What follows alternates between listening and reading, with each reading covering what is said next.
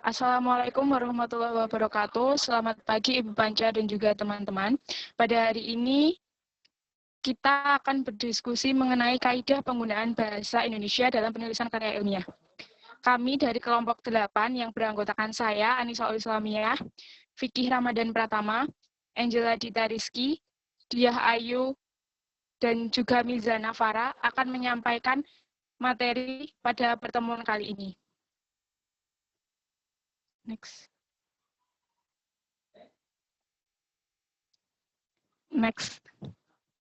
Pengertian dan fungsi ejaan. Menurut Kamus Besar Bahasa Indonesia sendiri, ejaan memiliki arti kaidah cara menggambarkan bunyi-bunyi, kata, kalimat, dan sebagainya dalam bentuk tulisan serta penggunaan tanda baca. KBBI 2008-353. Ejaan merupakan kaidah dalam penulisan kebahasaan yang harus dipatuhi saat membuat karya tulis. Ejaan memiliki fungsi utama sebagai penunjang pembakuan tata bahasa. Dalam kaitannya sebagai dasar penulisan karya, berikut adalah fungsi ejaan lebih lanjut. 1. Sebagai landasan pembukuan tata bahasa. 2. Sebagai landasan pembukuan kosakata dan peristilahan. 3. Sebagai alat penyaring dan masuknya unsur-unsur bahasa lain baik secara kosakata maupun istilah ke dalam bahasa Indonesia.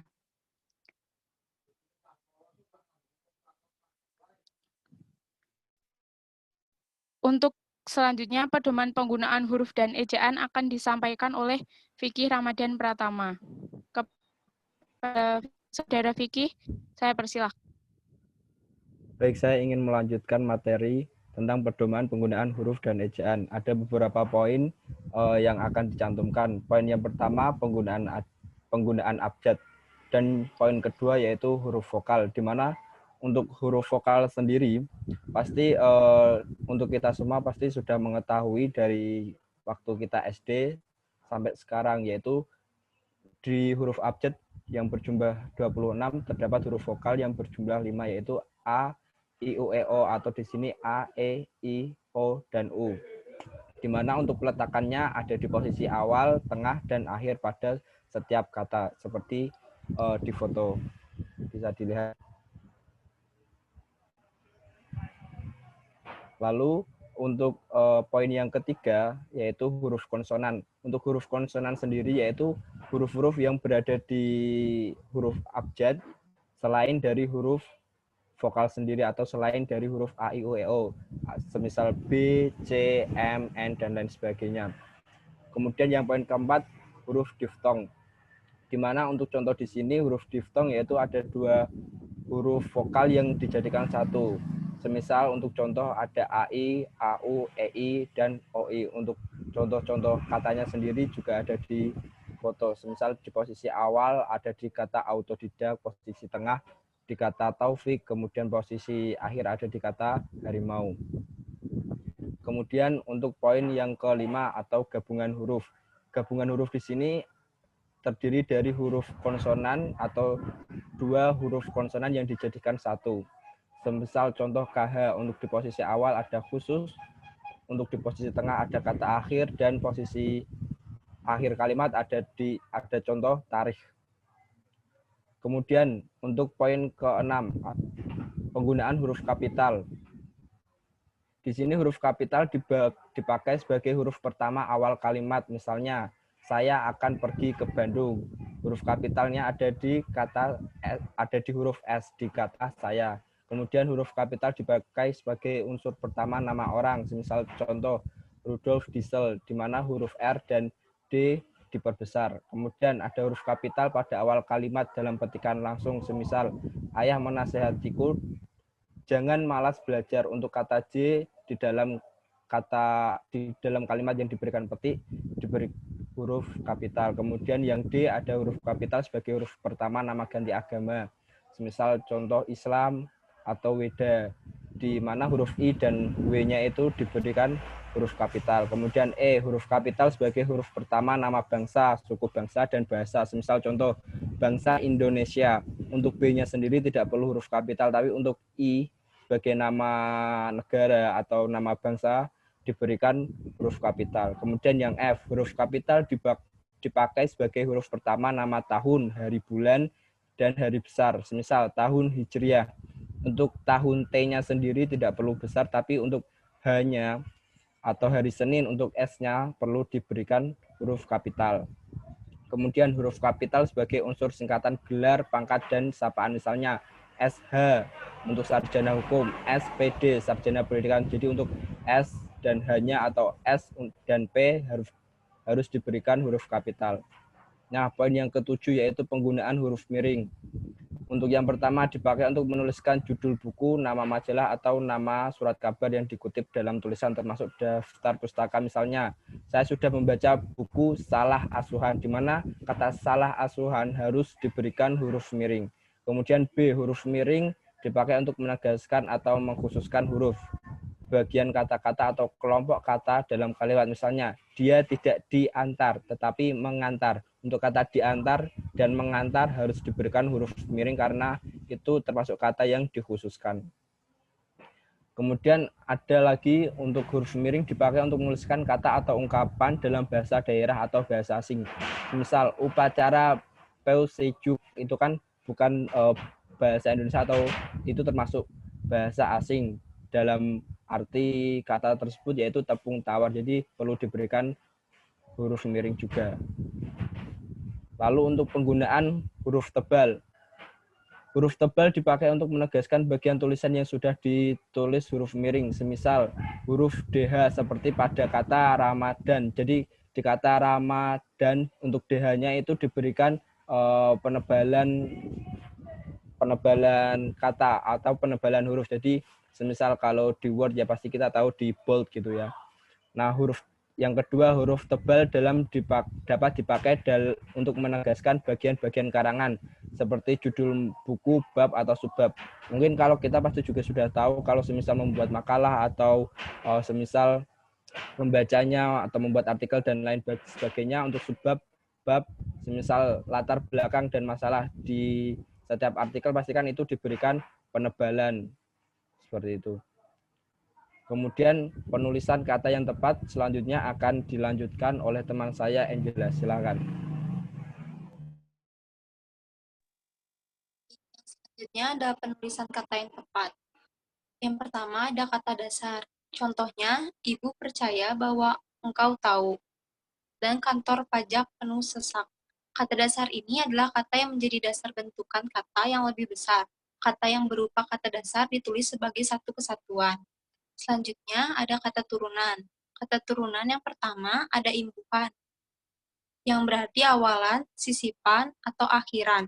Ditulis serangkaian dengan kata dasarnya. Lalu yang kedua, jika bentuk dasar berupa gabungan kata, awalan atau akhiran ditulis serangkaian dengan kata yang langsung mengikuti atau mendahuluinya.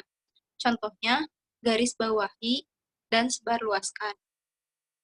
Dan selanjutnya, jika bentuk dasar yang berupa gabungan kata mendapat awalan dan akhiran sekaligus, unsur gabungan kata itu ditulis serangkaian. Contohnya, menggaris bawahi dan menyebarluaskan digabung. Yang selanjutnya ada jika salah satu unsur gabungan kata hanya dapat dipakai dalam kombinasi gabungan kata, gabungan ditulis serangkaian. Contohnya antar kota ditulis serangkai. Next. Terus yang ketiga ada kata ulang. Bentuk ulang ditulis secara lengkap dengan menggunakan tanda hubung. Misalnya anak, garis anak untuk anak-anak. Lalu yang keempat ada gabungan kata. Gabungan kata dibagi lagi menjadi yang pertama gabungan kata yang lazim disebut kata majemuk, termasuk istilah khusus. Unsur-unsurnya ditulis terpisah. Misalnya duta besar, duta spasi besar, atau kambing hitam, kambing spasi hitam. Yang kedua, ada gabungan kata, termasuk istilah khusus, yang mungkin menimbulkan kesalahan pengertian dapat ditulis dengan tanda hubung untuk menegaskan pertalian unsur yang bersangkutan. Misalnya, anak, strip tiri saya, atau buku sejarah, strip baru. Next. Selanjutnya, kata gantiku, kau, mau, dan nya. Kata gantiku dan kau ditulis serangkai dengan kata yang mengikutinya. Ku, mu, dan nya ditulis serangkai dengan kata yang mengikutinya. Ku, mu, dan nya ditulis serangkai dengan kata yang mendahuluinya. Misalnya, apa yang ku miliki disatuin, boleh ku ambil. Lalu, bukuku, bukumu, dan bukunya tersimpan di perpustakaan. Untuk kataku, mu, dan nya digabungin. Yang selanjutnya ada kata depan di, ke, dan dari. Kata depan di, ke, dan dari ditulis terpisah dari kata yang mengikutinya, kecuali di dalam gabungan kata yang sudah lazim dianggap sebagai satu kata, seperti kepada dan daripada. Lalu selanjutnya ada kata si dan sang. Kata si dan sang ditulis terpisah dari kata yang mengikutinya. Misalnya, harimau itu marah sekali pada sang kancil. Next. Lalu ada partikel. Partikel lah, kah, dan tah ditulis serangkaian dengan kata yang mendahulunya. Misalnya, bacalah buku itu baik-baik. Lalu, partikel pun ditulis terpisah dari kata yang mendahulunya. Misalnya, apapun yang dimakan, ia tetap kurus. Lalu, partikel per yang berarti mulai, demi, dan tiap ditulis terpisah dari bagian kalimat yang mendahulunya atau mengikutinya. Misalnya, harga kain itu Rp2.000 per helai. Lalu ada penulisan kata yang tepat. Singkatan dan akronim. Singkatan ialah bentuk yang dipendekkan dan terdiri atas satu huruf atau lebih. Yang pertama, singkatan nama orang, nama gelar, sapaan, jabatan, atau pangkat diikuti dengan tanda titik. Misalnya, A titik S Krama Wijaya, koma SE, Sarjana Ekonomi, atau SDR, titik yang dibaca saudara. Yang kedua, ada singkatan resmi lembaga pemerintah dan ketatanegaraan atau organisasi serta nama dokumen resmi yang terdiri atas awal kata dituliskan dengan huruf kapital dan tidak diikuti dengan tanda titik. Contohnya DPR, Dewan Perwakilan Rakyat. Lalu singkatan. Singkatan ialah bentuk yang dipendekkan yang terdiri atas satu huruf atau lebih. Singkatan umum yang terdiri atas 3 huruf atau lebih diikuti satu tanda titik. Misalnya DLL titik untuk dan lain-lain, dan DSB titik untuk dan sebagainya. Tetapi untuk A dan N atau atas nama, dengan alat, dan untuk beliau itu terkecualian. Yang selanjutnya ada lambang kimia atau singkatan satuan ukuran, takaran, timbangan, dan mata uang tidak diikuti tanda titik. Contohnya CU untuk kukrum dan CM untuk sentimeter. Selanjutnya ada akronim. Akronim yang bukan nama diri yang berupa gabungan huruf, suku kata, ataupun gabungan huruf dan suku kata dari deret kata seluruhnya ditulis dengan huruf kecil. Misalnya pemilu hanya besar di P kalau ditulis di awal kalimat, atau tilang sebagai bukti penyelenggaraan. Jika dianggap perlu membentuk akronim, hendaknya diperhatikan syarat seperti berikut. Yang pertama, jumlah suku kata akronim jangan melebihi jumlah suku kata yang ada pada kata Indonesia. Yang kedua, akronim dibentuk dengan mengindahkan keserasian kombinasi vokal dan konsonan yang sesuai dengan pola kata Indonesia yang lazim. Penggunaan angka bilangan. Dilanjut oleh teman saya. Penggunaan angka dan bilangan. Angka Arab atau angka Romawi lazim dipakai sebagai lambang bilangan atau nomor. Angka Arab contohnya adalah 0,1, 2, 3, 4, dan seterusnya. Dan angka Romawi sebagai berikut. Yang pertama, bilangan dalam teks yang dapat dinyatakan dengan satu atau dua kata ditulis dengan huruf, kecuali jika dipakai secara berurutan seperti dalam perincian. Misalnya, mereka menonton drama itu sampai 3 kali. Yang kedua, bilangan pada awal kalimat ditulis dengan huruf. Misalnya, 50 siswa teladan mendapat beasiswa dari pemerintah daerah. Apabila bilangan pada awal kalimat tidak dapat dinyatakan dengan satu atau dua kata, susunan kalimatnya diubah. Misalnya, panitia mengundang 250 orang peserta. Lanjut. Yang ketiga, angka yang menunjukkan bilangan besar dapat ditulis sebagian dengan huruf supaya lebih mudah dibaca. Misalnya, dia mendapatkan bantuan 250 juta rupiah untuk mengembangkan usahanya. Yang keempat, angka dipakai untuk menyatakan A. ukuran panjang, berat, luas, isi, dan waktu, serta B. nilai uang, misalnya 0,5 cm. Yang kelima, angka dipakai untuk menomori alamat seperti jalan, rumah, apartemen, atau kamar. Misalnya, Jalan Tanah Abang 1 nomor 15. Nomor 6, angka dipakai untuk menomori bagian karangan atau ayat kitab suci. Misalnya, bab 10 yang ditulis dengan X, pasal 5, dan halaman 252. Lanjut. Yang ketujuh adalah penulisan bilangan dengan huruf dilakukan sebagai berikut. A. Bilangan utuh, misalnya 12. Yang B. Bilangan pecahan, misalnya setengah atau seperdua. Yang kedelapan, penulisan bilangan tingkat dapat dilakukan dengan cara berikut. Misalnya abad ke strip 20. Yang kesembilan, penulisan angka yang mendapat akhiran an dilakukan dengan cara berikut. Misalnya uang 5 ribuan. Lanjut. Yang ke-10, penulisan bilangan dengan angka dan huruf sekaligus dilakukan dalam peraturan perundang-undangan, akte, dan kwitansi. Misalnya, telah diterima uang sebanyak 2.950.000 untuk pembayaran 1 unit televisi. Yang ke-11, penulisan bilangannya dilambangkan dengan angka dan diikuti huruf dilakukan dengan sebagai berikut. Misalnya, bukti pembelian barang seharga 5 juta ke atas harus dilampirkan pada laporan pertanggungjawaban. Yang ke-12, bilangan yang digunakan sebagai unsur nama geografi ditulis dengan huruf. Misalnya, Kelapat 2. Lanjut.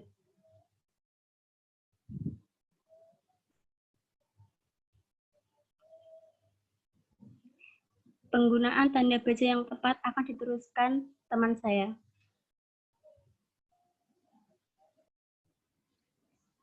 Baik, terima kasih. Saya akan melanjutkan penggunaan tanda baca. Penggunaan tanda baca yang tepat. 1. Penggunaan spasi. Spasi tidak perlu dipakai sebelum tanda tanya, tanda seru, titik koma, dan juga titik. Tetapi harus digunakan setelah tanda baca yang tadi. Spasi harus digunakan setelah tanda tanya, tanda seru, titik koma, dan juga titik. Nomor 2, tanda titik. A. Tanda titik harus digunakan untuk mengakhiri kalimat, bukan pertanyaan dan atau seruan. B. Tanda titik digunakan pada akhir singkatan nama seseorang. C. Tanda titik digunakan pada akhir singkatan gelar, jabatan, pangkat, dan sapaan. D. Tanda baca titik digunakan pada singkatan kata atau ungkapan yang sudah sangat lazim. Lanjut. E. Tanda titik dipakai dalam penunjukan waktu dan jangka waktu, yaitu pemisahan angka, jam, menit, dan detik. Titik bisa dipakai untuk memisahkan bilangan ribuan serta kelipatannya. Pengecualian A. Tanda titik tidak diperlukan bila pada penggunaan angka tidak bermaksud menunjukkan jumlah. B. Tidak digunakan dalam singkatan nama resmi lembaga pemerintah yang berkaitan dengan ketatanegaraan, badan atau organisasi, nama dokumen resmi ataupun akronim yang sudah diterima masyarakat luas. C. Tanda titik tidak boleh dipakai dalam singkatan lambang kimia, satuan ukuran, timbangan, dan mata uang. D. Tanda titik tidak dipakai pada akhir kalimat judul yang merupakan kepala karangan, tabel, dan lain sebagainya. E. Titik tidak perlu digunakan di pertengahan kalimat tanya.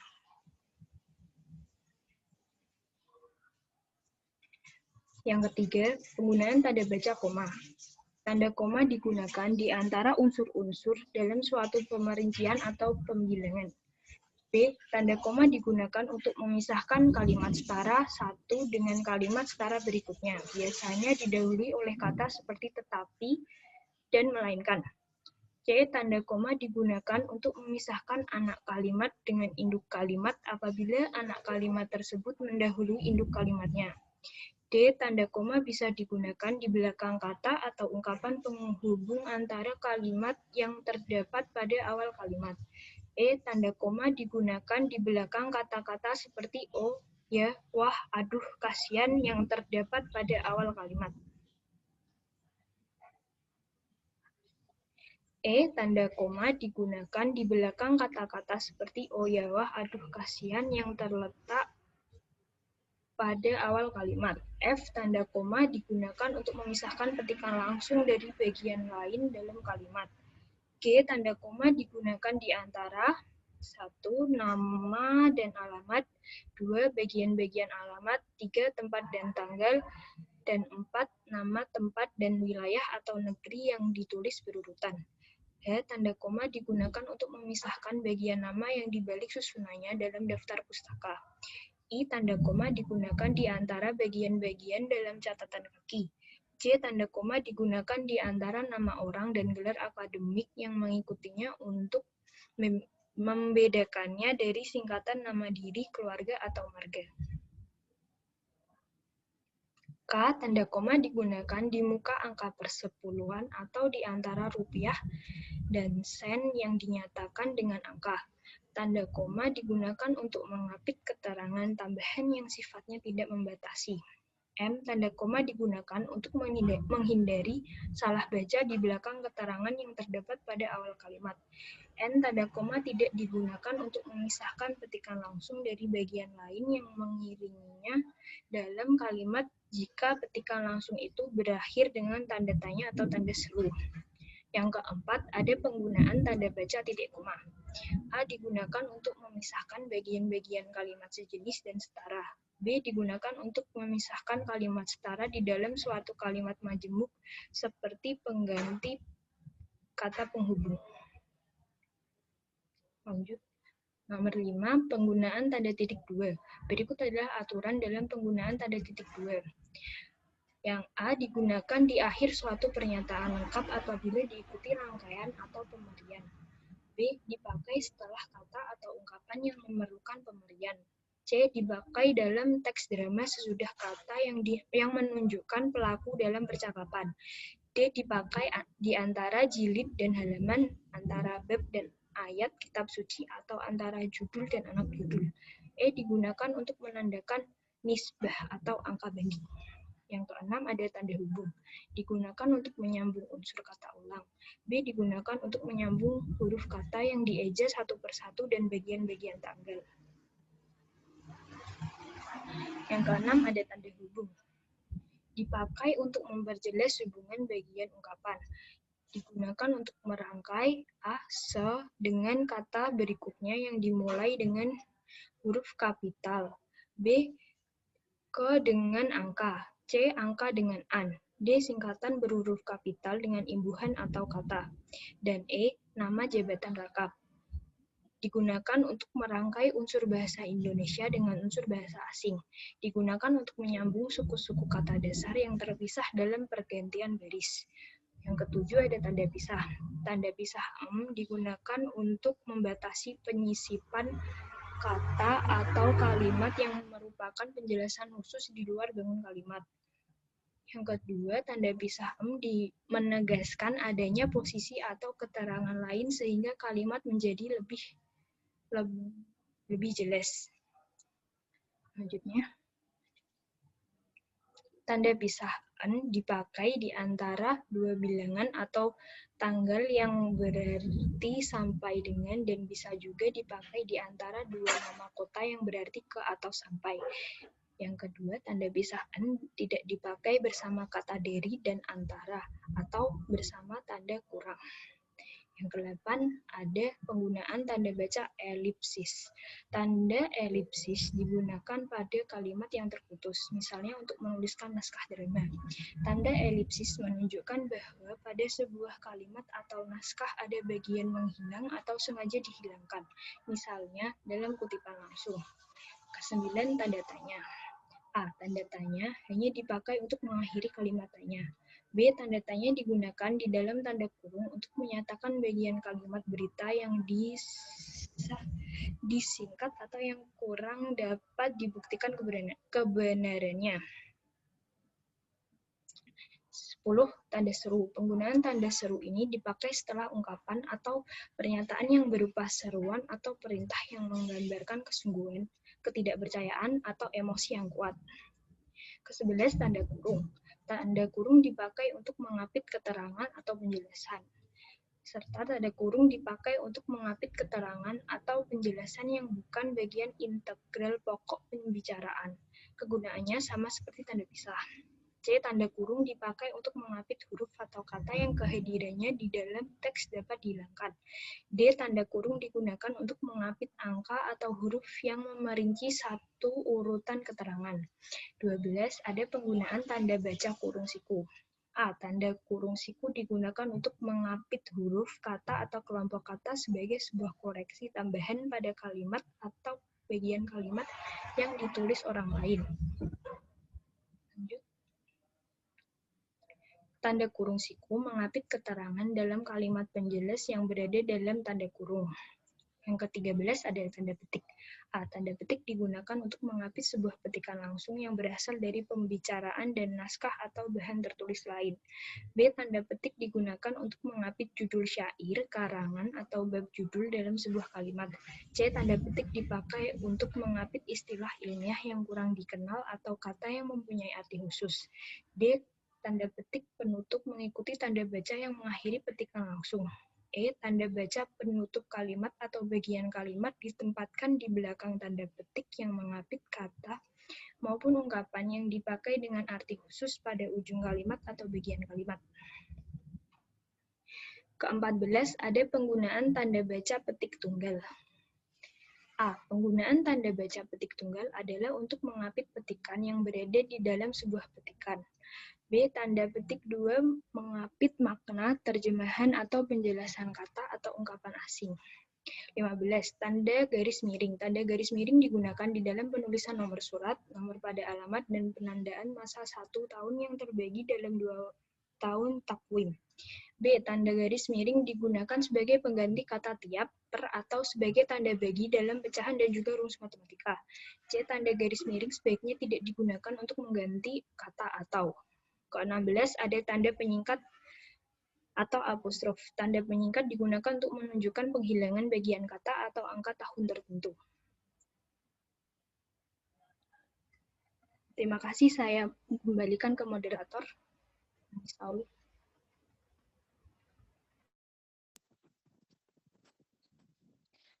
Terima kasih. Sekian yang dapat kelompok 8 sampaikan.